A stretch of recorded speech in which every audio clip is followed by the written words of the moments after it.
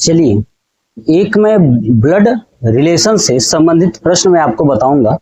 ऐसे प्रश्न बहुत ज्यादा एग्जाम में पूछे जाते हैं। तो चलिए, प्रश्न क्या है, कह रहा है ए बी का भाई है। क्या है? ए बी का भाई है, सी ए का पिता है, डी ई का भाई है और ई बी की पुत्री है। तो डी का चाचा कौन है? क्लियर? चलिए, मैं आपको समझाऊंगा कि डी का चाचा कौन है, कैसे ये बात समझेंगे, लेकिन पहले कॉन्सेप्ट मैं आपको सिखाता हूं। देखिए, एक बात याद रखिएगा कि जो आपके बराबर के होंगे, जैसे मैं, तो मेरा भाई, मेरी बहन, सब मेरे बराबर के हैं, तो वो एक लाइन में होंगे। क्या होंगे? एक लाइन में होंगे, याद रखिएगा। अब जो मेरे से बड़े हैं यानी पापा, वो मेरे से ऊपर वाली लाइन में रहेंगे, है ना। उनसे जो बड़े हैं यानी दादा, वो उनके ऊपर लाइन में रहेंगे। और मेरे से जो नीचे यानी मेरे बाद लड़का हो गया, या मेरा लड़का या किसी सिस्टर का लड़का, ये जो लड़के हैं वो कहाँ आएंगे? नीचे आएंगे। यानी ये हमें देख लिया, जैसे घर में जो पीढ़ी होती है, पीढ़ी दर पीढ़ी, उसी तरह पीढ़ी दर पीढ़ी हम लोग प्रश्नों को सॉल्व करेंगे। बात समझ में आ गया?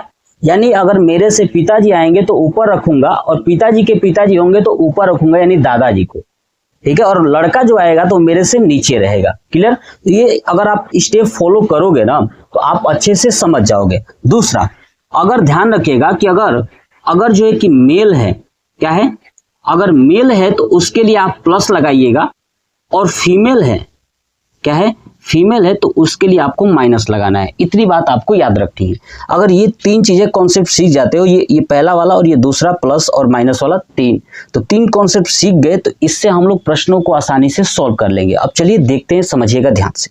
देखिए, कह रहा है ए बी का भाई है, यानी दोनों भाई हैं तो बराबर में आएंगे। तो देखिए, यहाँ पे लिख दीजिए ए और यहाँ पे लिख दीजिए बी। ये दोनों भाई हैं तो बीच में ऐसे लगा देता हूं, ठीक है। अब देखिए, यहाँ पे देखिए, ए बी का भाई है।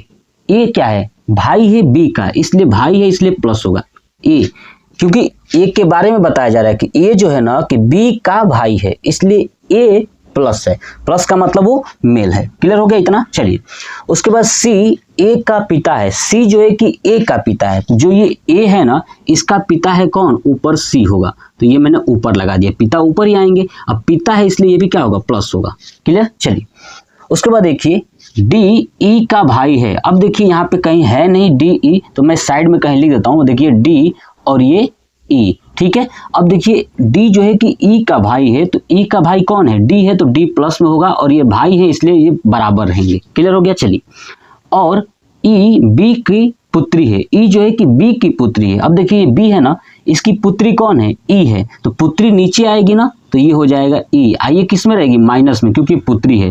अब देखिए, ई यहाँ पे थी ना, तो ई के भाई कौन था? डी था ना, तो इसका भाई यहाँ पे ऐसे कर देता हूँ डी, और ये प्लस था। क्लियर हो गया? चलिए, तो डी का चाचा कौन है? अब देखिए, यहाँ पे ध्यान से सुनिएगा। देखिए, अब यहाँ पे देखेंगे, ये दोनों, हमें तो इतना पता चल गया कि ये पुत्री है और ये पुत्र, यानी भाई है। ये इसका ई का क्या है? ये भाई है, इसलिए प्लस में है। तब देखिए, ये दोनों भाई बहन हो गए, और इसकी ये पिता है, कौन है? बी। क्या है? देख लीजिए, ई बी की पुत्री है। अब बी की पुत्री है तो ये नहीं पता कि ये पिता है कि इसका कोई जेंडर चेंज पता नहीं है, प्लस है कि माइनस है, पिता है कि माता है, ये नहीं पता। बस इतना पता है कि इन्हीं के ये पुत्र हैं, क्योंकि ये दोनों भाई हैं, भाई बहन हैं, तो इसलिए ये बी के ही पुत्र पुत्री होंगे। क्लियर? तो बी के पुत्र पुत्री होंगे, तो इसका भाई ए है, तो अब ये भाई है, देखिए इसका भाई है ये, इसलिए इन लोगों का ये चाचा लगेगा। इन दोनों का क्या लगेगा? ये चाचा लगेगा। तो हमसे पूछा है डी का चाचा कौन है, तो डी का चाचा है ए।